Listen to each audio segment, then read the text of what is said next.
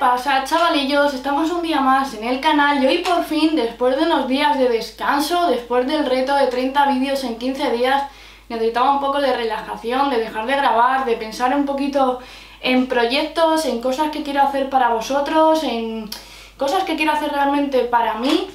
Y de verdad que lo necesitaba desconectar un poco de todo, de redes sociales, de YouTube, de grabar, de todo.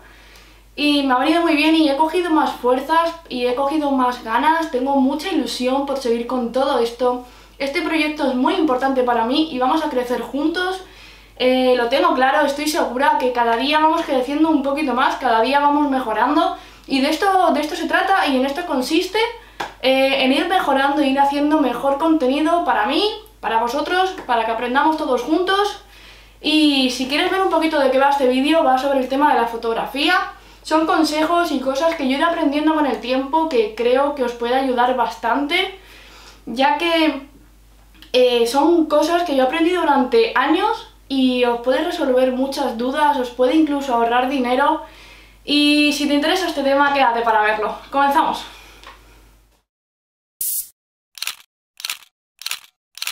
Y el primer consejo que creo que es bastante importante es que sepáis que no todos los objetivos valen para todo tipo de fotografía. Está claro que podemos romper las reglas, pero las reglas las rompemos en el momento en el que las conocemos y sabemos perfectamente lo que estamos haciendo. Sobre todo los objetivos gran angulares tienen mucha más aberración que los objetivos a partir del 35 mm aproximadamente en APS-C y un 50 mm en la full frame. Ahora os explicaré un poquito de qué va esto si no lo entendéis, que va a ser uno de los consejos siguientes, pero poco a poco vamos a ir explicando las cosas. ¿Qué quiero decir con esto? Los grandes angulares, por ejemplo, no son los mejores objetivos para fotografía de retrato, ya que vais a tener distorsión en la cara o en el cuerpo del modelo, ya que este tipo de objetivo, este tipo de gran angular es más sobre todo para interiores o para edificios, pero como vuelvo a repetir, podéis romper las reglas. Yo hago mucha fotografía de retrato con grandes angulares, pero es el momento en el que sabes utilizarlo cuando se ve mucho mejor. Y este es un tema bastante interesante, creo, y si os dais cuenta no es lo mismo un retrato con un 10 mm que con un 14, que con un 16, que con un 35, que con un 50 o un 80 en adelante. Contra más pequeña sea la distancia focal, más distorsión en la cara tendremos. Segundo consejo. No todos los objetivos son iguales, no todos los objetivos sirven para las mismas cámaras. Hay distintos tipos de objetivos y hay distintos tipos de sensores. Por ejemplo, normalmente cuando nos estamos iniciando en la fotografía, lo más común es que tengamos una cámara APS-C. Esto es una cámara con un sensor recortado, por decirlo así, es como mucho más pequeño el sensor de lo que sería un sensor full frame, que es mucho más grande. En este sentido, los objetivos también tienen los sensores más pequeños o más grandes. Normalmente los sensores y cámaras y objetivos de formato completo son más caros que los formatos APS-C. Pero esto también tiene cosas buenas y cosas malas. Tener en cuenta que un sensor recortado hace una operación de multiplicar, por decirlo así, más o menos entre 1,6, y esto hace que la distancia focal que vosotros veis en vuestro objetivo no es el objetivo real en una cámara APS-C.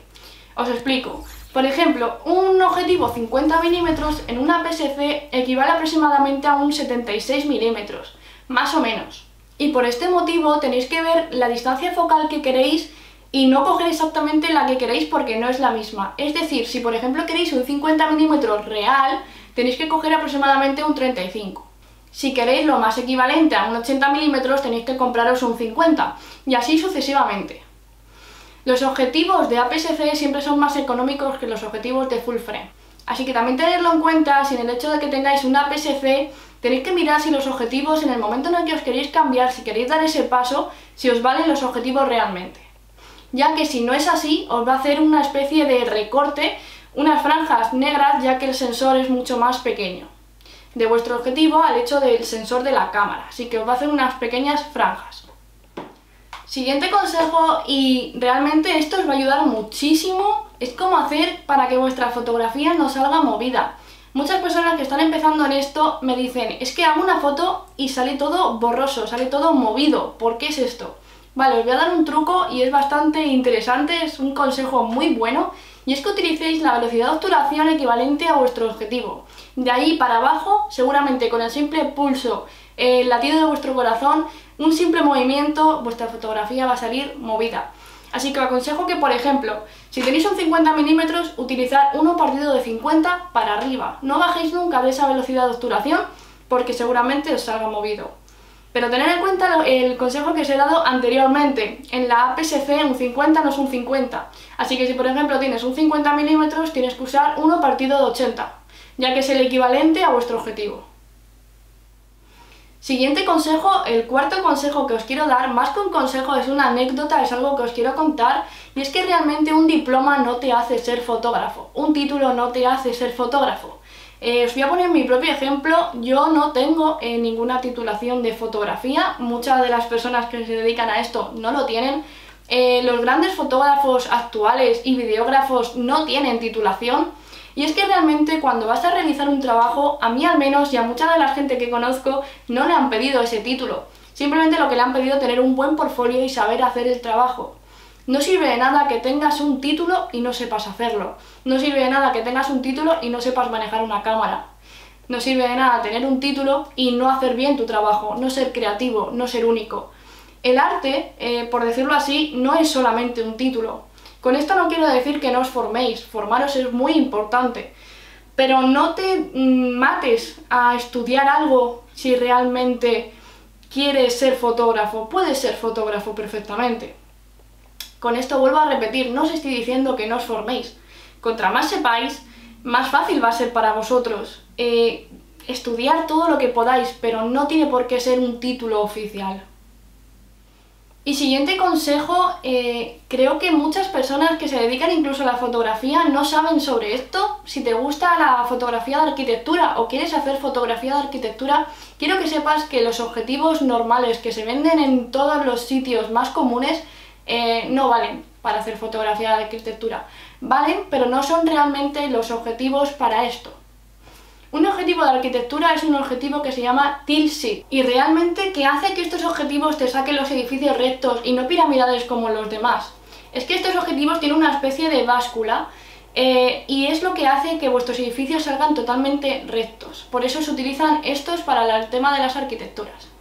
Son bastante costosos, son bastante caros, pero realmente si te quieres dedicar a esto es totalmente necesario y merece la pena. Siguiente consejo, el tema de poneros filtros creativos, filtros de color en la cámara preinstalados o los que incluso te pueden venir en muchas de las cámaras. Estos filtros, por decirlo así, para que lo entendáis mejor, por ejemplo en el tema de hacer la fotografía en RAW no existe ningún tipo de filtro, esto solamente sale en JPG, ya que en RAW no sale, por mucho que vosotros lo veáis en la cámara, no va a salir así. Sí es cierto que os puede ayudar para el tema de la edición, para ver más o menos cómo lo queréis hacer, para haceros una idea, pero que tened en cuenta que cuando hagáis una fotografía con un filtro preinstalado o hecho ya en la cámara, no va a ser como será en el ordenador si tenéis la fotografía en RAW. Siguiente consejo, tip, normalmente las cámaras más económicas, que son normalmente con las que se empieza la iniciación, los objetivos tienen un diafragma variable. ¿Qué quiero decir con esto? No todos los objetivos tienen un diafragma completo sin que se mueva en todas las distancias focales, al no ser que sea un objetivo de solamente una distancia focal, como por ejemplo un 35 mm. Si tenéis objetivos zoom, el diafragma va a ser variable. Por ejemplo, podéis tener en el Lekit un 3.5 en la distancia focal más pequeña y un 4.6 o un 5.6 en la distancia más larga. ¿Por qué pasa esto? Porque normalmente esos objetivos son más económicos y no tienen siempre la distancia focal más pequeña en todas las variables. ¿Por qué? Porque al hecho de poner una distancia focal más larga, se aleja más del sensor y eso hace que entre menos luz, ya que vuestro objetivo se mueve para adelante y para atrás. Los objetivos más caros tienen una opción en la que no se mueve, aunque por mucho que cambies el zoom, y siempre entra la misma luz al objetivo. Así que puede tener incluso un 1.8 y no moverse por mucho que muevas desde un 18 mm hasta un 35 mm, o un 50 mm o un 200 mm. Y si no, compruébalo tú mismo. Prueba con tu objetivo kit e intenta tener la misma abertura en todas las distancias focales. Verás cómo no lo vas a poder conseguir. Siguiente consejo, y creo que es muy importante, es el hecho de los filtros ND de densidad neutra. De verdad, esto es muy útil, os puede llevar mucho a la creatividad, hacer fotos totalmente increíbles que sin esto no sería posible, pero estos filtros normalmente son bastante caros y mi mayor consejo es que compréis un filtro lo más grande posible porque actualmente existen anillas que se pueden adaptar a los objetivos más pequeños y con esto no tenéis que comprar un filtro por cada objetivo y así os vais a ahorrar muchísimo dinero. Mi consejo también sobre los filtros de densidad neutra es que lo compréis variable.